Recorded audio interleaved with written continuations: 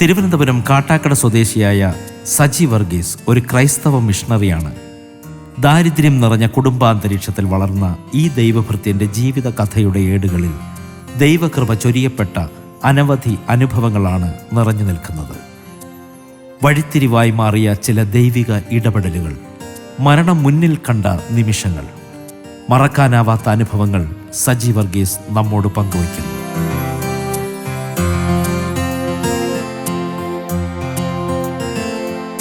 ദൈവനാമത്തിന് മഹത്വം.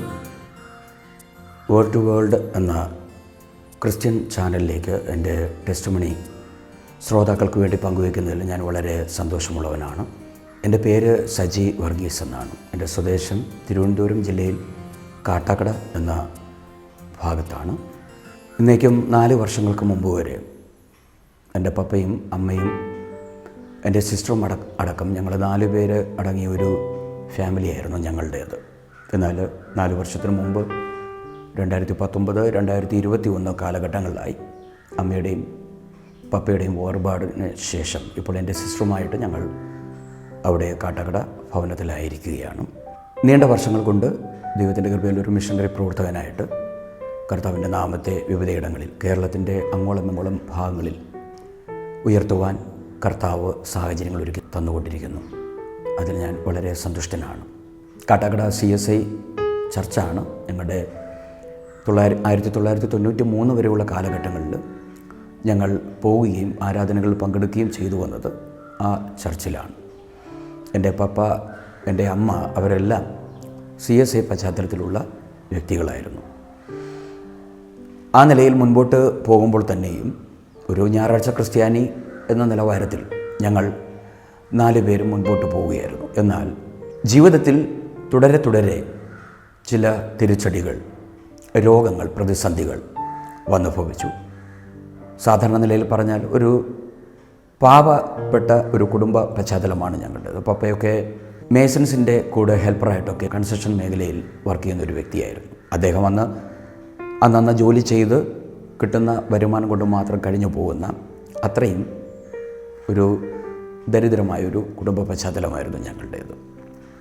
അങ്ങനെ മുൻപോട്ട് പോകുമ്പോൾ പപ്പയ്ക്ക് 86-ലും അമ്മയ്ക്ക് 1984-ലും കർത്താവിനെ കൂടുതൽ അറിയാനും സത്യം മനസ്സിലാക്കുവാനുമൊക്കെ ദൈവം ഭാഗ്യങ്ങളൊരുക്കി. എന്നാൽ അങ്ങനെ പോകുന്ന സമയങ്ങളിൽ തന്നെയും സത്യത്തിനനുസരിച്ച് ഒരു ദൈവത്തെ ആരാധിക്കാൻ ആ ഒരു നിലവാരത്തിൽ മുൻപോട്ട് പോകാൻ കഴിയാത്തൊരു സാഹചര്യം ജീവിതത്തിൽ ഉണ്ടായിരുന്നു. ഒത്തിരി സാമുദായിക എതിർപ്പുകൾ ഒക്കെ ഭയന്നിട്ട് റിവൈവൽ മീറ്റിങ്ങുകൾക്കും മറ്റ് കൂട്ടായ്മകൾക്കൊക്കെ ഔട്ടിൽ പുറത്തു പോകാനുള്ള ചില പരിമിതികൾ ജീവിതത്തിലുണ്ടായിരുന്നു. എന്നാൽ അതിനനുസരിച്ച് തന്നെ ജീവിതത്തിൽ ഒത്തിരി ദുരിതപൂർണമായ അനുഭവങ്ങൾ വന്നു ചേർന്നു. ഒരു ദിവസം പപ്പ ജോലിക്ക് പോയാൽ പിന്നെ ഒരാഴ്ചയോളം ജോലിക്ക് പോകാൻ കഴിയാതെ കഠിനമായ ചുമയുടെ അസ്വസ്ഥതയും ചുമച്ച് രക്തം തുപ്പുന്നത് പോലുള്ള അനുഭവങ്ങളിലേക്കൊക്കെ ഒരു TB പേഷ്യൻറ്റിൻ്റെ ആ ഒരു നിലവാരത്തിൽ പപ്പ ജീവിച്ച ചരിത്രങ്ങളുണ്ടായിട്ടുണ്ട്. അത് നിമിത്തം വരുമാന മാർഗങ്ങൾ അടഞ്ഞു. ഒത്തിരി വളരെ കഷ്ടപ്പെട്ട് പരസഹായം കൊണ്ട് മാത്രം അന്നന്ന് ജീവിതം മുൻപോട്ട് പോയിക്കൊണ്ടിരിക്കുമ്പോൾ കൃപയാൽ 94-ൽ ഞാൻ പ്രീ ഡിഗ്രിക്ക് പഠിക്കുന്ന സമയത്ത് എൻ്റെ ജീവിതത്തിൽ ഇയ്യോബിന് സമാനമായ ഒരു പ്രത്യേകമായിരിക്കുന്ന കഷ്ടതയിലേക്ക് ഞാൻ പ്രവേശിപ്പാൻ തക്കോണം ഇവിടെയായി തീർന്നു.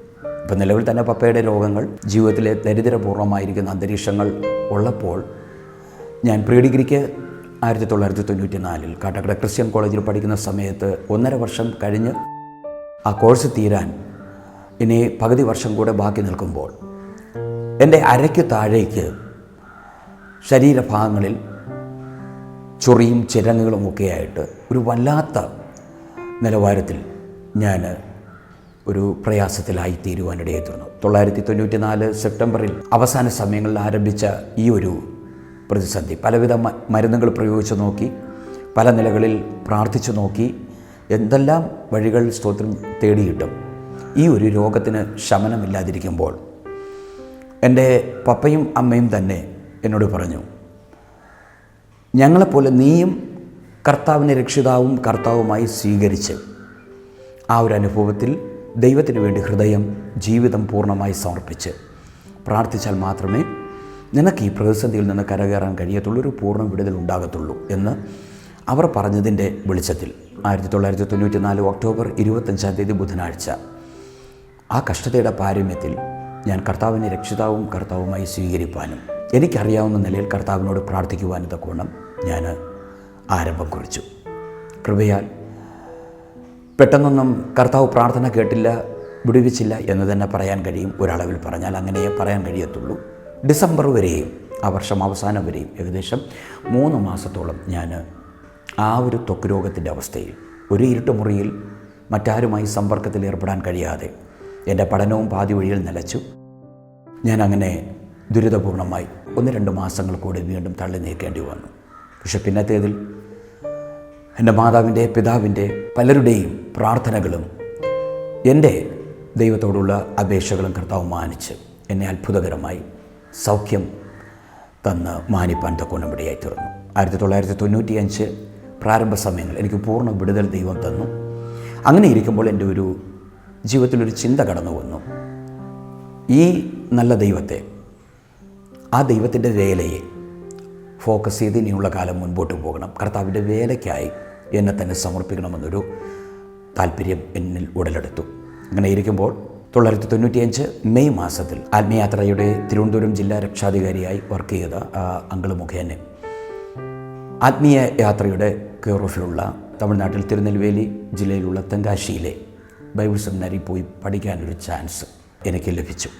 1995 ജൂൺ 8 വ്യാഴാഴ്ച തെങ്കാശിയിലെ ബൈബിൾ കോളേജിൽ പോകുവാനും സർട്ടിഫിക്കറ്റ് ഇൻ തിയോളജി എന്ന ഒരു കോഴ്സ് പഠനം ആരംഭിക്കാനും ഒക്കെ ഇടയായി തീർന്നു. കൃപയാൽ ആ പഠനശേഷം എന്നെ അവർ എറണാകുളം ജില്ലയിൽ വൈപ്പിൻ മേഖലയിലുള്ള അയ്യമ്പിളി എന്ന് പറയുന്ന സ്ഥലത്തേക്ക് ടീം വർക്കിനായിട്ട് 96 ഏപ്രിലോടുകൂടെ കോഴ്സ് പൂർത്തീകരിച്ച അനന്തരം ഞാൻ പോകുവാനും ഇടയായി തീർന്നു. ഒന്നാമത് എൻ്റെ ജീവിതത്തിൽ ദൈവത്തിലേക്ക്, കർത്താവിലേക്ക് കൂടുതലായി അടുക്കാനുള്ള മുഖാന്തരം ഞാൻ മുന്നോർപ്പിച്ച ത്വക്ക് രോഗമായിരുന്നു നിമിത്തമെങ്കിൽ, രണ്ടാമത് വേറൊരു കഷ്ടത്തിലേക്ക് എന്നെ കൊണ്ടുപോകുവാൻ ഇടയായി തീർന്നു. ഏതൊരു മനുഷ്യൻ്റെ ജീവിതത്തിലും ഓരോ ടേണിംഗ് പോയിൻ്റുകളുണ്ട്. കർത്താവ് ഉദ്ദേശിക്കുന്ന അളവിൽ ദൈവം തന്നിലേക്ക് താൻ ഉദ്ദേശിക്കുന്നവരെ കൊണ്ടുവരുന്ന ഓരോ വഴിത്താരകളുണ്ട് എന്ന് പറഞ്ഞതുപോലെ ആദ്യത്തെ കഷ്ടം കഴിഞ്ഞു, പെർഫെക്റ്റായി, സ്കിൻ പ്രോബ്ലംസൊക്കെ മാറി കർത്താവിൻ്റെ വേലയിലേക്ക് ഞാൻ പ്രവേശിച്ചു. അങ്ങനെ മുൻപോട്ട് പോകുമ്പോൾ തന്നെ എൻ്റെ രണ്ടാമത്തെ ജീവിതത്തിലെ ഒരു തിക്താനുഭവത്തിലേക്ക് ഞാൻ പ്രവേശിക്കേണ്ടി വന്നു. വെളിപ്പാട് പുസ്തകത്തിൽ കാണുന്നത് പോലെ ഒന്നാമത്തെ കഷ്ടം കഴിഞ്ഞു, രണ്ടാമത്തെ കഷ്ടം വേഗം വരുന്നു എന്ന് യോഹന്നാൻ പറയുന്നത് പോലെ ഞങ്ങൾ 5 പേരടങ്ങുന്ന ടീമായിരുന്നു.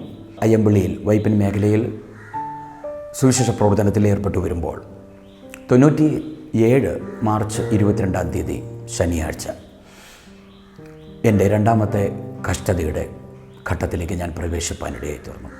ഈ 5 പേരിൽ ഒരുവനായ ഒരു സഹോദരൻ, അദ്ദേഹം ഞങ്ങളുടെ കൂടെ ട്രാക്ട് മിനിസ്ട്രിക്കായിട്ടും സുവിശേഷ പ്രവർത്തനത്തിനായിട്ട് വന്നൊരു മനുഷ്യനായിരുന്നു. യാതൊരു പ്രകോപനവുമില്ലാതെ അദ്ദേഹം അന്ന് രാത്രി ഞങ്ങൾ ഒരുമിച്ച് ഉറങ്ങാൻ കിടക്കവേ എന്നെ വെട്ടുകത്തി കൊണ്ട് ആക്രമിപ്പാൻ തക്കോണം ഇടയായി തീർന്നു. ഉറക്കത്തിലേക്ക് വഴുതി വീഴുന്ന സമയമായിരുന്നു. മയക്കത്തിൻ്റെ സമയത്ത് അദ്ദേഹം വളരെ പെട്ടെന്ന്, ഞങ്ങളുടെ ചില മാസങ്ങളായി ഞങ്ങൾ ഒരുമിച്ച് വർക്ക് ചെയ്തതാണ്, എല്ലാം ശരിയായിരുന്നു. പക്ഷേ മാസങ്ങൾക്ക് ശേഷം ഇങ്ങനൊരു പ്രതികരണം തൻ്റെ ഭാഗത്തു നിന്നുണ്ടായി. എന്നെ തലങ്ങും വിലങ്ങും വെട്ടി. ഞാൻ വളരെ മുറിവേറ്റവനായി ഏകദേശം 5.5-6 മണിക്കൂറോളം രക്തത്തിൽ കുളിച്ച് അബോധാവസ്ഥയിൽ ഞാൻ കഴിയേണ്ടി വന്നു. ഈ കൃത്യം ചെയ്തതിന് ശേഷം പിറ്റേ ദിവസം മാർച്ച് 23 ഞായറാഴ്ച അദ്ദേഹം കടന്നു പോവുകയായി. 1997 മാർച്ച് 22 ശനിയാഴ്ച ഈ സംഭവം നടക്കുന്നു.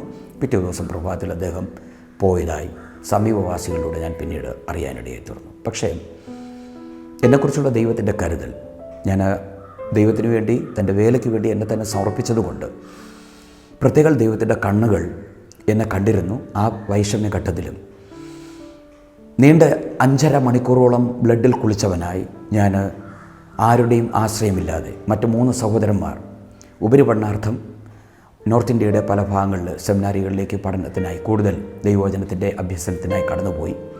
ഇദ്ദേഹം ഈ കൃത്യം ചെയ്തിട്ട് അദ്ദേഹവും വീട്ടിൽ നിന്ന് കടന്നുപോയി. 100 മീറ്റർ അകലെ മാത്രമാണ് അയൽവാസികളുള്ളത്.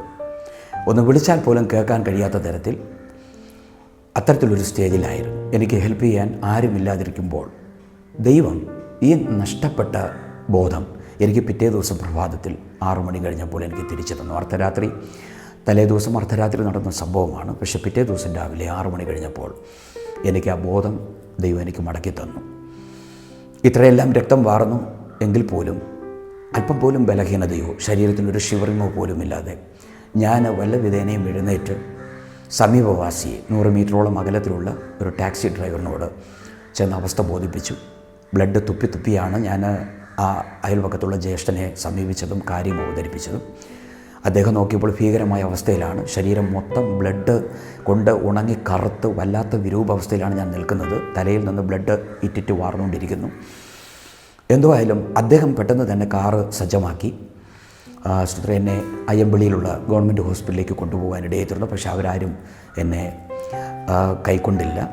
വേഗത്തിൽ എറണാകുളം സിറ്റിയിലേക്കോ മറ്റേതെങ്കിലും നല്ല വിദഗ്ധ ചികിത്സ ലഭിക്കുന്ന ഹോസ്പിറ്റലിലേക്ക് കൊണ്ടുപോവുക. കാരണം എൻ്റെ സ്ഥിതി അത്ര വളരെ ഭയാനകമായിരുന്നു.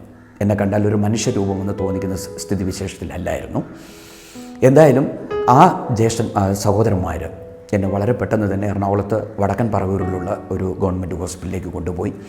അവരും എന്നെ കയ്യേക്കാതെ വന്നു. നിങ്ങൾ പെട്ടെന്ന് എറണാകുളത്തേക്ക് വിടാൻ അവർ പെട്ടെന്ന് നിർദ്ദേശിച്ചു. പക്ഷേ കൂടെ വന്ന ജ്യേഷ്ഠന്മാർ ബഹളം ഉണ്ടാക്കി. അങ്ങനെ അതുകൊണ്ട് മാത്രം അവർ എൻ്റെ തലമുടിയൊക്കെ വെട്ടി എന്നെ ഒന്ന് ഡ്രസ്സ് ചെയ്ത് മുറിവിൽ നിന്നുള്ള രക്തവാർച്ചയൊക്കെ ഒന്ന് ഒഴിവാക്കി പെട്ടെന്ന് എറണാകുളത്തേക്ക് വിടാനായിട്ട് അവർ ആവശ്യപ്പെട്ടു. ആംബുലൻസൊക്കെ സജ്ജീകരിച്ച് തന്നു. ഞാൻ എറണാകുളത്തേക്ക് എന്നെ അവർ കൊണ്ടുപോയി. ജനറൽ ഹോസ്പിറ്റലിലേക്ക് കൊണ്ടുപോയ മാത്രമേ തന്നെ ചില മണിക്കൂറുകൾക്കകത്ത് തന്നെ അവർ മുറിവ് സ്റ്റിച്ച് ഇട്ടു. അപ്പോൾ ഞാനൊരു ഞെട്ടിപ്പിക്കുന്ന സംഭവം മനസ്സിലാക്കി. ഏകദേശം തലയിൽ മാത്രം 28 വെട്ടും 62 തുന്നിക്കെട്ടും ഉള്ളൊരു വ്യക്തിയാണ് ഇന്ന് ഞാൻ നിങ്ങളുടെ മുൻപിൽ ഈ സംസാരിക്കുന്ന സജി വർഗീസ് എന്ന ഈ വ്യക്തി. എൻ്റെ വലത് കാത് അറ്റു തൂങ്ങിപ്പോയതാണ്. 6 സ്റ്റിച്ച് കൊണ്ട് വലത് ചെവി അവർ തുന്നിച്ചേർത്തു. എൻ്റെ തലയിൽ 62ഓളം തുന്നിക്കെട്ട് വേണ്ടി വന്നു. 28ഓളം മുറിവ് എല്ലാം മാറ്റി അവർ എറണാകുളം ലിസിയിലേക്ക് റെഫർ ചെയ്തു.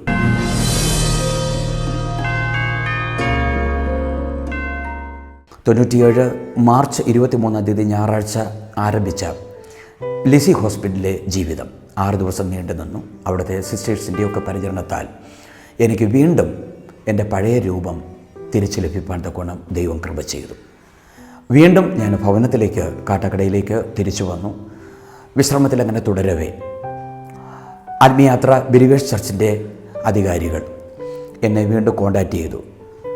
അവർ പിന്നെയും എനിക്ക് പ്രചോദനം പകർന്നു. മോനെ, ഒരിക്കലും നീ ദൈവവേലയിൽ നിന്ന് വിട്ടുപോകരുത്. നിന്നെ ഞങ്ങളുടെ ഒരു പ്രവർത്തകനായി തന്നെ വീണ്ടും ഉൾക്കൊണ്ട് മുൻപോട്ട് കൊണ്ടുപോകണമെന്ന് ഞങ്ങൾ ആഗ്രഹിക്കുന്നു. നിനക്ക് താല്പര്യമെങ്കിൽ വയനാട്ടിലേക്ക് ഒരു ചാൻസ് ഒരുക്കി തരാം ദൈവവേലയുള്ള ബന്ധത്തിലെന്ന് അവർ പറഞ്ഞു. എന്തായാലും ഏപ്രിൽ മുതൽ നവംബർ വരെ, ഒക്ടോബർ ലാസ്റ്റ് വരെയും ഞാൻ ഭവനത്തിൽ തന്നെയായിരുന്നു. നവംബർ 6-ാം തീയതി ബുധനാഴ്ചയോടുകൂടെ കൃപയാൽ വയനാട്ടിലേക്ക് വീണ്ടും എൻ്റെ പ്രേക്ഷിത പ്രവർത്തനത്തോടുള്ള ബന്ധത്തിൽ കടന്നു പോകുവാൻ ആ പ്രസ്ഥാനം അതിൻ്റെ പ്രവർത്തകരൊക്കെ എനിക്ക് വേണ്ടുന്ന ക്രമീകരണങ്ങൾ ചെയ്തു. ഒരർത്ഥത്തിൽ പറഞ്ഞു കഴിഞ്ഞാൽ എൻ്റെ ഈ ടെസ്റ്റിമണി പലരുമായി ഞാൻ പങ്കുവെച്ചപ്പോൾ ഈ ജീവിതത്തിലെ 2ാമത്തെ ഈ ഒരു ശോധനയുടെ വേള കർത്താവിൻ്റെ വേലയിലായിരിക്കുമ്പോൾ തന്നെ കൂട്ടുകാരിൽ നിന്ന് അദ്ദേഹം പിന്നത്തേതിൽ ഞാൻ അറിഞ്ഞു എൻ്റെ കൂടെ ഒരു സുവിശേഷ പ്രവർത്തകനായ അദ്ദേഹം ഉണ്ടായിരുന്നു എങ്കിൽ തന്നെയും തൻ്റെ പൂർവ്വകാല ചരിത്രങ്ങൾ, ഇടുക്കി ജില്ലയിലാണ് അദ്ദേഹത്തിൻ്റെ സ്വദേശം, ആ ജില്ലക്കാരായ കുറച്ച് ദൈവദാസന്മാർ മുഖേന എനിക്കറിയാൻ കഴിഞ്ഞു. അദ്ദേഹം പൂർണ്ണമായിട്ടും മെൻ്റലി ഡിസോർഡറായി ഒരു ഭ്രാന്തനായി ജീവിച്ചൊരു വ്യക്തിയാണ്. എന്നാൽ ദൈവം വരുത്തിയ ചില വ്യത്യാസങ്ങൾ അത് നിമിത്തം അദ്ദേഹത്തെയും ദൈവവേലയ്ക്ക് വേണ്ടി തൻ്റെ മാതാപിതാക്കൾ സമർപ്പിച്ചതാണ്. അങ്ങനെയാണ് തെങ്കാശിയിൽ വന്നതും ഒരുമിച്ച് പഠിക്കാനിടയായതും ഞങ്ങൾ ഒരുമിച്ച് ടീം വർക്കിന് വേണ്ടി എറണാകുളത്തേക്ക് വന്നതുമെന്നൊക്കെയാണ് പിന്നത്തേതിലുള്ള ചരിത്രങ്ങൾ എനിക്ക് അദ്ദേഹത്തെക്കുറിച്ച് അറിയാൻ കഴിഞ്ഞത്. എന്തുവായാലും തൻ്റെ മൈൻഡ് പെട്ടെന്ന് സ്തോത്രം മാറുകയായിരുന്നു. ഒരു പ്രകോപനവും ഇല്ലാതെ എന്നോടങ്ങനെ പെരുമാറാനിടയായി തീർന്നു. പക്ഷേ അതിൻ്റെ പിൻപിലെല്ലാം ഞാൻ മനസ്സിലാക്കുന്നത് ദൈവത്തിൻ്റെ ഒരു വ്യക്തമായ നിർണായക പദ്ധതി ഉണ്ടായിരുന്നു. നഷ്ടപ്പെട്ട ഒരു ജന്മം എനിക്ക് തിരിച്ചു തന്ന് ഒരു മറുജന്മം എന്ന പോലെ പിന്നെയും എന്നെ ജീവിതത്തിലേക്ക് കൈപിടിച്ച് കൊണ്ടുവരുവാൻ കർത്താവ് ഒരുക്കിയ ആ വഴിത്താര കൂടുതൽ കർത്താവിനെ ഒന്നുകൂടെ അറിയാൻ വേണ്ടി, കർത്താവിനോട് കൂടുതൽ ബന്ധം പുലർത്തുവാൻ, കർത്താവിൻ്റെ നാമത്തെ ഉയർത്തുവാൻ എന്നെക്കുറിച്ച് കർത്താവിന് പദ്ധതി ഉണ്ടായിരുന്നതുകൊണ്ട് മാത്രമാണ് ഈ ഒരു ജീവിതത്തിലേക്കുള്ള തിരിച്ചുവരവ് കർത്താവ് ഒരുക്കിയെന്നാണ് എനിക്ക് പിന്നത്തേതിൽ മനസ്സിലാക്കാൻ കഴിഞ്ഞത്. ജീവനും ജീവിതവും സമ്മാനിച്ച യേശുക്രിസ്തുവിൻ്റെ ദിവ്യ സന്ദേശവുമായി ആദിവാസി ഗോത്രങ്ങളിൽപ്പെട്ട മനുഷ്യരുടെ ഇടയിലും സജി വർഗീസ് തൻ്റെ യാത്ര തുടരുകയാണ്. ദൈവം നടത്തിയ വഴികളെ ഓർത്തെടുക്കുമ്പോൾ ഹൃദയത്തിലും അധരത്തിലും നന്ദി മാത്രം.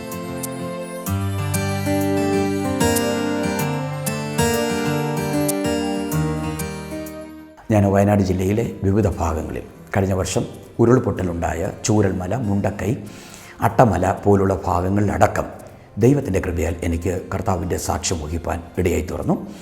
2004 സെപ്റ്റംബർ വരെയും ആ ആത്മീയാത്രാ പ്രസ്ഥാനത്തോടുള്ള ബന്ധത്തിൽ എനിക്ക് ആയിത്തീരുവാൻ വയനാട് ജില്ലയിൽ ദൈവം കൃപ ചെയ്തു. പിന്നത്തേതിൽ 2006 ഫസ്റ്റോടുകൂടെ കൃപയാൽ എനിക്ക് സ്വദേശത്തിലേക്ക് തന്നെ, തിരുവനന്തപുരം ജില്ലയിലേക്ക് തന്നെ മടങ്ങി വരുവാൻ ദൈവം ഭാഗ്യം തന്നു. ഇവിടെ വന്ന് വീണ്ടും കർത്താവിൻ്റെ കൃപയാൽ എൻ്റെ ചില സ്നേഹിതന്മാർ ഇവിടെ ഉണ്ട്. അവരുമായി ചേർന്ന് പ്രേക്ഷിത പ്രവർത്തനത്തിൽ മുൻപോട്ട് തുടരുവാൻ തക്കവണ്ണം കർത്താവ് കൃപ ചെയ്തു. തിരുവനന്തപുരം ജില്ലയിൽ പാലോടിന് സമീപമുള്ള ഇടിഞ്ഞാർ മേഖല ഒരു ടൂറിസം മേഖലയാണ്. അവിടെ ഒത്തിരി ആദിവാസികളുടെ അല്ലെങ്കിൽ ആരോരും തിരിഞ്ഞു നോക്കാത്ത ഒരു ഉഗ്ര വന മേഖലയാണത്. പാലോട് ടൗണിൽ നിന്ന് 8 കിലോമീറ്റർ വലത്തേക്ക് മാറി ഒരു കൊടും വനപ്രദേശമാണ്. ആയതുകൊണ്ട് തന്നെ എനിക്കൊരു താല്പര്യം 2006 ഉടലെടുത്തു. എന്തായാലും ഞാൻ തിരുവനന്തപുരം ജില്ലയിലേക്ക് തിരിച്ചു വന്നു. അപ്പോൾ കർത്താവിൻ്റെ കൃപയാൽ എനിക്ക് ദൈവത്തിൻ്റെ വേല അധികം സുവിശേഷ പ്രവർത്തനങ്ങളില്ലാത്ത മേഖലകൾ കേന്ദ്രീകരിച്ച് ചെയ്യണമെന്നൊരു അഭിവാഞ്ച ഉള്ളിൽ ഉടലെടുത്തത് നിമിത്തം എൻ്റെ ഒരു സ്നേഹിതൻ മുഖേന ഞാൻ ഇടിഞ്ഞാർ എന്ന് പറയുന്ന മേഖലയിലേക്ക് ശ്രദ്ധ തിരിക്കുവാൻ, അവിടേക്ക് പോകുവാനൊക്കെ ഇടയായി തീർന്നു. കൃപയാൽ അവിടെ 2006 മെയ് 28 ഞായറാഴ്ച മുതൽ 2025 ജനുവരി 5 ഞായർ വരെ കേവലം 18.5 വർഷത്തോളം ആ ഭാഗത്ത് കർത്താവിൻ്റെ വേലയുള്ള ബന്ധത്തിലായിരിക്കാൻ തക്കവണ്ണം ദൈവം ഇടവരുത്തി.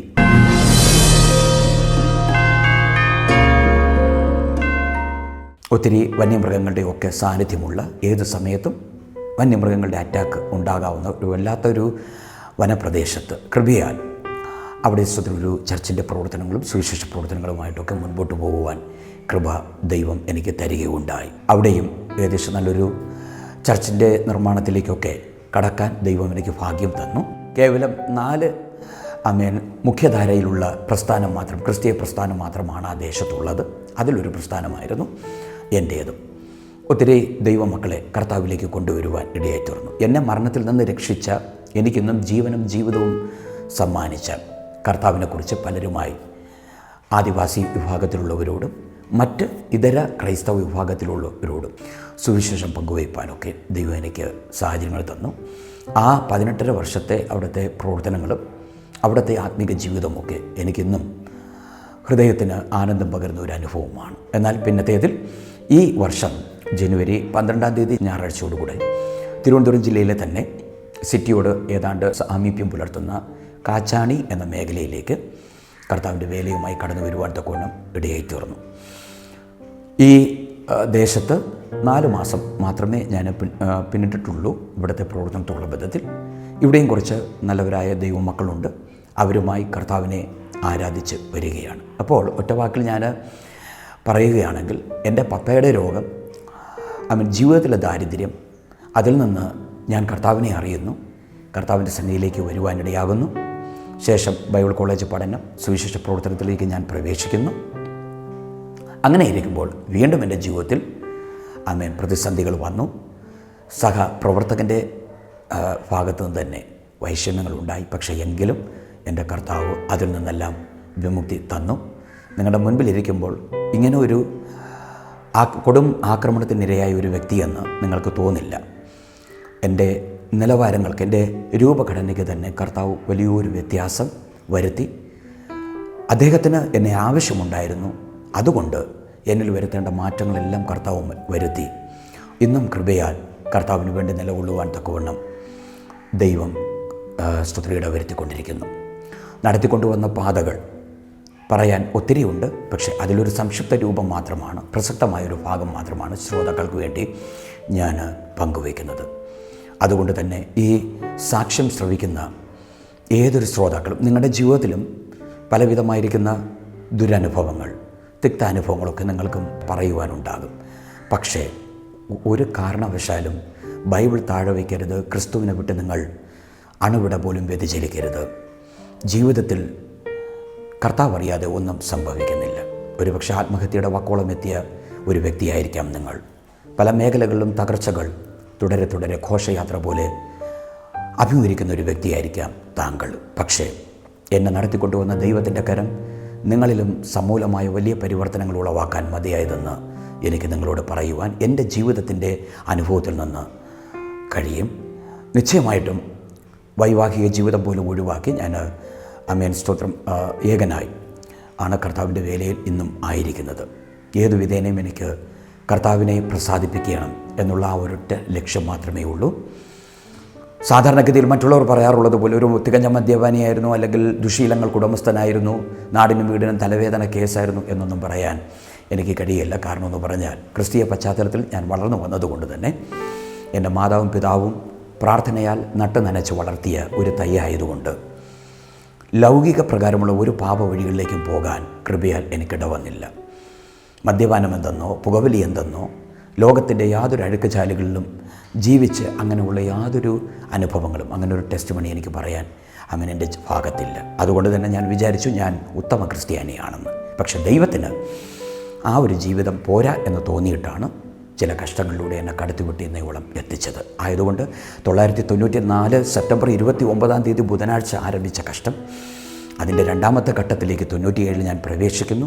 അവിടെയും എന്നെ വിടുവിച്ച ദൈവം ഇന്നയോളം അത്ഭുതകരമായി നടത്തിക്കൊണ്ടുവന്നു. അതുകൊണ്ട് പ്രിയ സഹോദര സഹോദരി, നിങ്ങളും ഈ നല്ല കർത്താവിന് വേണ്ടി അത്ഭുതകരമായി നിലനിൽക്കുവാൻ തക്കവണ്ണം ഞാൻ നിങ്ങളെ ആഹ്വാനം ചെയ്തുകൊള്ളുന്നു. ഒന്നിനും ഒരു കഷ്ടതകൾക്കും നമ്മെ തകർക്കാൻ കഴിയുകയില്ല. അതെല്ലാം നമ്മുടെ വളർച്ചയ്ക്ക് വേണ്ടി ഉപകാരപ്രദമാകത്തേ ഉള്ളൂ. അത് എൻ്റെ ജീവിതം കൊണ്ട് ഞാൻ പഠിച്ച സന്ദേശമാണ്. അതുകൊണ്ട് നിശ്ചയമായിട്ടും എന്നെ മരണത്തിൽ നിന്ന് വിമുക്തീകരിച്ച നല്ല ദൈവത്തിന് നിങ്ങളിലും വലിയ മാറ്റങ്ങൾ വരുത്തുവാനിടയായി തീരും. എൻ്റെ ജീവിതത്തിൽ എനിക്ക് എപ്പോഴും പ്രത്യാശ പകർന്ന ഒരു സുവിശേഷ പ്രവർത്തനം എന്നുള്ള നിലയിൽ എനിക്കെപ്പോഴും ആശ്വാസകരമായി തീർന്നൊരു വാഗ്ദത്ത വചനങ്ങൾ ഒത്തിരിയുണ്ട്. പക്ഷേ അതിലൊരു വചനമാണ് യെശയ്യാപ്രവചനം 54:11. ജീവിതത്തിൽ എപ്പോഴെല്ലാം വിഷമങ്ങൾ ആഞ്ഞടിച്ചിട്ടുണ്ടോ, പ്രതികൂലങ്ങളുടെ തിരമാലകൾ ജീവിതത്തിൽ വന്നിട്ടുണ്ടോ, അപ്പോഴെല്ലാം ഈ വചനം പരിശുദ്ധാത്മാവിൻ്റെ ഉള്ളിൽ കൊണ്ടുവന്നു. ആ വചനം ഇങ്ങനെയാണ്: അരിഷ്ടയും കൊടുങ്കാറ്റിനാൽ അടിക്കപ്പെട്ട് ആശ്വാസം അറ്റവളും ആയുള്ളവേ, ഞാൻ നിൻ്റെ കല്ലഞ്ചനത്തിൽ പതിക്കുകയും നിനക്ക് നീലക്കല്ലുകൊണ്ട് അടിസ്ഥാനം ഇടുകയും ചെയ്യും എന്നുള്ളതാണ്. ഇസ്രായേലിനോടുള്ള ദൈവത്തിൻ്റെ വാഗ്ദത്തമാണ്. പക്ഷേ ആ വാഗ്ദത്തം എൻ്റെ ജീവിതത്തിലെ ആപ്തവാക്യമാക്കി ഞാൻ മാറ്റാനിടയായി തീർന്നു. അരിഷ്ട എന്ന് പറഞ്ഞാൽ നമുക്കറിയാം, അനുഗ്രഹം പ്രാപിക്കാൻ വിളിക്കപ്പെട്ടിട്ടും അത് പ്രാപിക്കാൻ കഴിയാത്ത അവസ്ഥയ്ക്കാണ് അരിഷ്ടാവസ്ഥ എന്ന് പറയുന്നത്. വിവിധ തരത്തിലുള്ള കൊടുങ്കാറ്റിനാൽ ഇസ്രായേൽ എന്ന സ്ത്രീ, ഒരു സ്ത്രീയോട് ഉപമിച്ചാണല്ലോ ദൈവാത്മാവ് സംസാരിക്കുന്ന യെശയ്യാവിലൂടെ. ആ സ്ത്രീ അങ്ങനെ മുൻപോട്ട് പോകുമ്പോൾ ദൈവം കൊടുക്കുന്ന മഹത്തരമായ വാഗ്ദത്തം, ഞാൻ നിൻ്റെ കല്ല് അഞ്ജനത്തിൽ പതിക്കും. അഞ്ജനമെന്ന് പറഞ്ഞാൽ നീലയും പച്ചയും കലർന്ന ഒരു തരം രത്നമാണ് അഞ്ജനം. അപ്പോൾ ആ രത്നം എങ്ങനെ വെട്ടിത്തിളങ്ങുന്നുവോ, ആ അഞ്ജനക്കല്ല് വെട്ടിത്തിളങ്ങുന്നത് പോലെ നിൻ്റെ ജീവിതത്തെ ഞാൻ ഇന്നത്തെ ചേറിന് സമാനമായ അവസ്ഥയിൽ നിന്ന്, നിരാശയിൽ നിന്ന്, രോഗത്തിൽ നിന്ന്, തകർച്ചകളിൽ നിന്ന് നിന്നെ വേർതിരിച്ചെടുത്ത് അഞ്ജനക്കല്ല് പോലെ വെട്ടിത്തിളങ്ങുന്ന അവസ്ഥയിലേക്ക് നിന്നെ കൊണ്ടുവരും.